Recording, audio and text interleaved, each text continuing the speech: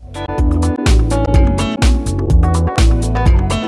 everyone, my name is Carleigh Bodrug and I am your health reporter for Big Purple Couch. It is Sexual Violence Awareness Week at Western University and I have the pleasure to interview Grace Brown, who is the founder of Project Unbreakable. How are you today, Grace? I'm good, how are you? I'm great. Can you tell our viewers a bit about what Project Unbreakable is? Sure, I work with survivors of sexual assault and I photograph them holding a poster with a quote from their attacker. And how did you get inspired for this project?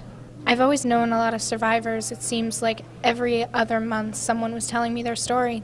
And then one day in October of last year, a friend of mine blurted out her story and it really affected me. And the next morning I woke up with the idea. That's amazing, and now you have such a great following. You've been named one of the top 30 tumblers from Times Magazine. How does that feel? It's amazing. It's so surreal. You know, I didn't expect this at all. And this is your first trip to Canada and your first university you're speaking to in Canada. So how are you liking it here? I love it. You guys are so nice. It's amazing. You know, I lived in New York for a while, and so I would walk around in Canada last night, and when people are so nice to me, I'm like, I don't believe you.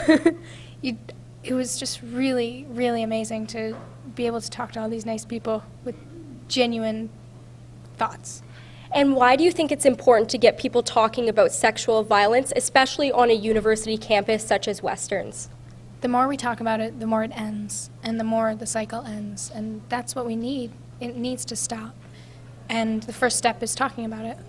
What movements do you think a university can take to help protect students against sexual violence?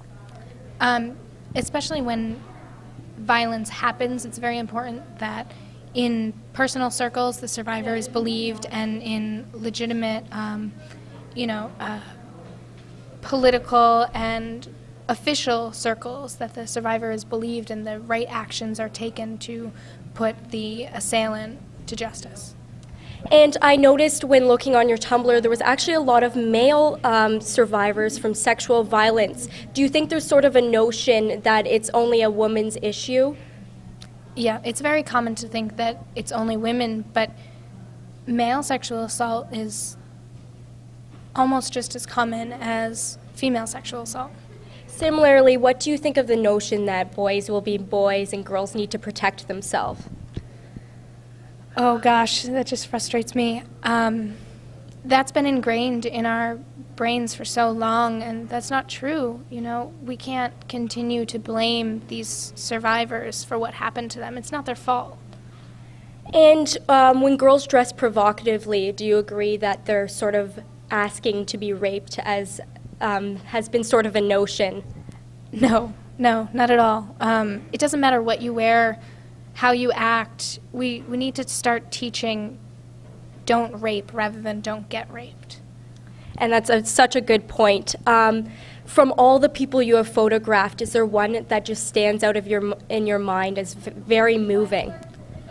Honestly, I think the first person I ever photographed will always stay in my mind. It was the friend who first inspired me, and it was so nerve-wracking and so scary, and neither of us really knew what we were doing, but you know, it started this whole thing.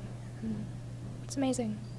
Thank you so much, Grace. Is there anything you'd like to add to our Western viewers? No, I think that's it. Thank you so much. Thank you. I'm Carleigh Bodrug, your health reporter from Big Purple Couch.